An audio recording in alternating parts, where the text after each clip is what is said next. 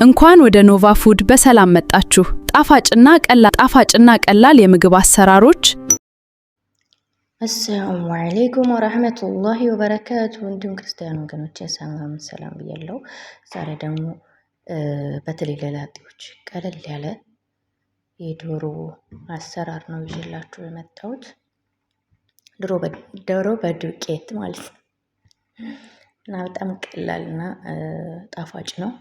በነገራችን ላይ በደንብ ከተሰራ በጣም ነው የሚጣፍጠው። ወደ አሰራሩ እንሄድ።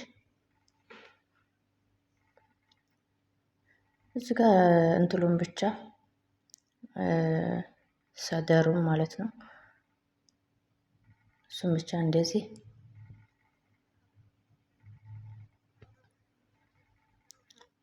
እኔ ወደ ውስጥ እንዲገባ እና ቶሎ እንዲበስልልን ጣዕም እንዲኖረው ነው። ጨው ምናምን ወደ ውስጥ እንዲገባ እንደዚህ ሰንጠቅ አድርገዋለሁ።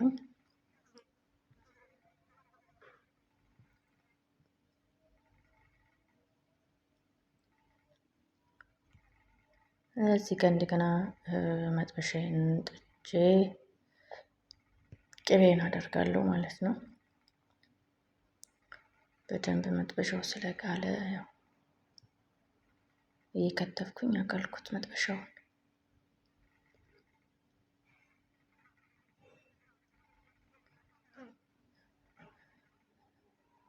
ቅቤያችንን እንደዚህ እናደርጋለን።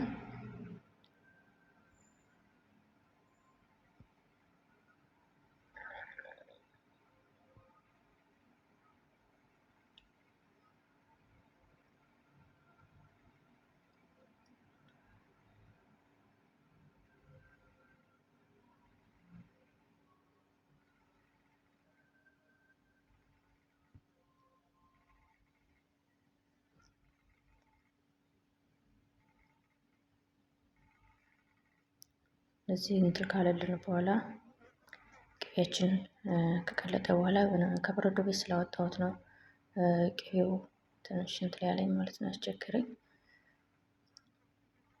ቀድማችሁ እንትን ካላት በረዶ ቤት ካልሆነ ቅቤው እንደዚህ አይታገላችሁም። በረዶ ቤት ስላስቀመጥኩት ነው። እንደዚህ እንትን ስለልን ቅቤያችን ሲግልልን ማለት ነው።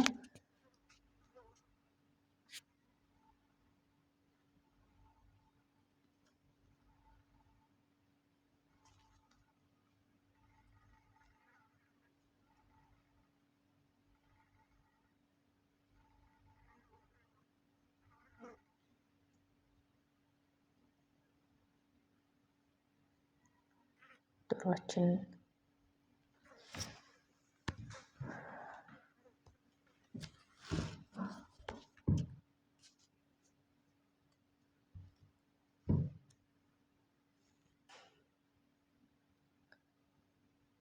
ቀስ ብለን ማለት ስለጋለ ቅቤው እንዳያቃጥለን ቀስ እያልን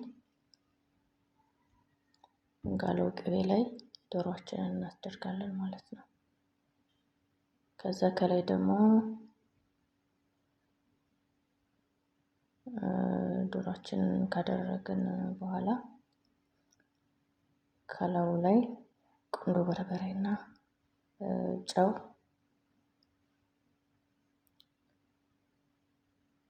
እናነሰንስበታለን ማለት ነው። ከላይም ከታችም ቁንዶ በርበሬና ጨው እንዳይበዛብን በመጠኑ አድርገን ማነስነሳችንን እንዳንዘነጋ። በብዙም አናበዛም ማለት በኋላ ላይም ስለምንጨምርበት አናበዛም ማለት ነው።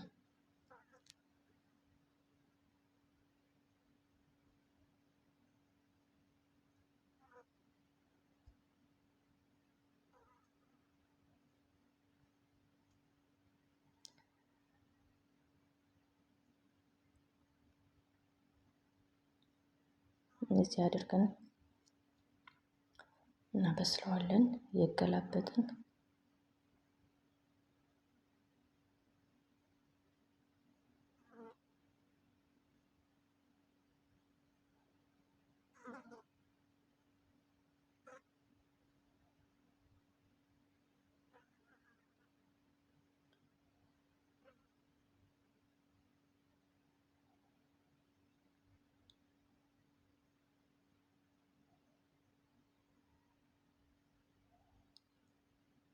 በጣም ነው በነገራችን ላይ የሚጥመው ማለት ነው። እንደዚህ እያገላበጥን በደንብ ጥብስ እናደርገዋለን።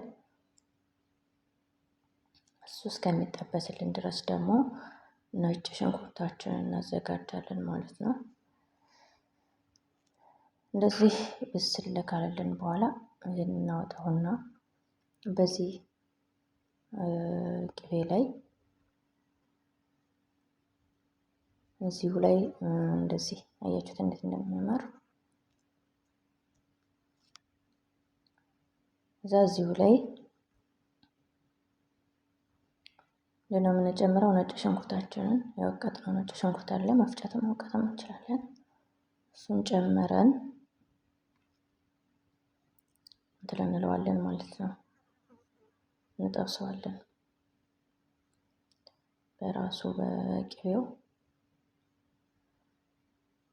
በደንብ ጥብስ ብሎ እንደዚህ ቀይ ሲሆንልን 2 ማንኪያ ፍርኖ ዱቄታችንን እንጨምራለን ማለት ነው። ነጭ ዱቄታችንን 2 ማንኪያ እንጨምራለን።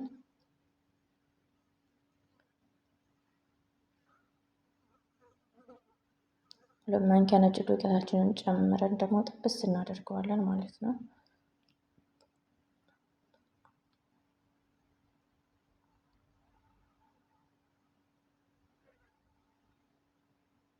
እንደዚህ በደንብ ከጠበስነው በኋላ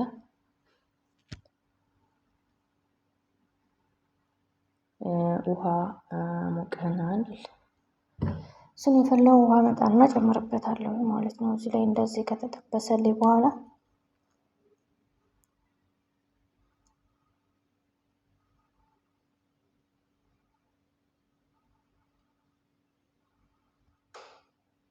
በደንብ ተጠብሶልኛል። ውሃን እጨምራለሁ።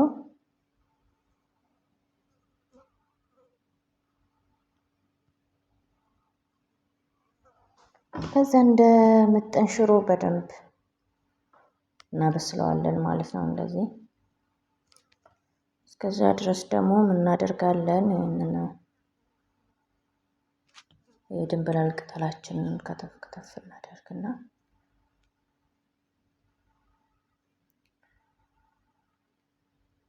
እናስቀምጣለን ማለት ነው። ከዛ ደግሞ ሎሚ ጨምቄ አዘጋጅቻለሁኝ። እንደዚህ ሽሮ መስሎ ተንተክትኮልናል። እዛ ቅድም ጠበስነውን ዶሮ በቀጫጭኑ በረጃጅሙ እንከትፍና እንጨምራለን ማለት ነው። አንድ ላይ ከድንብላል ቅጠሉ ጋር አንድ ላይ እንጨምረዋለን።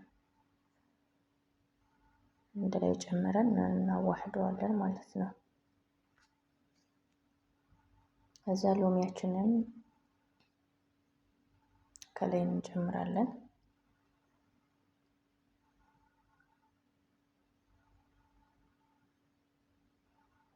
ቁንዶ በርበሬያችንን ትንሽ ሳናበዛ መጀመሪያ ዶሮ ላይ ስላደረግን እዚህ ላይ ብዙ አናበዛም እናደርጋለን። ያላሳየኋችሁ ደግሞ ምንድነው ማጅ ጨምሬያለሁ ማለት ነው። ማጅን ብትጨምሩበት አሪፍ ነው የሚሆነው ጣዕምና ማለት ነው። ማጅን ጨምሩበት። ከሌላችሁም ችግር የለውም። እኔ ግን እንደዚህ ሆኖ አምሮልኛል ማለት ነው። ከሩዝ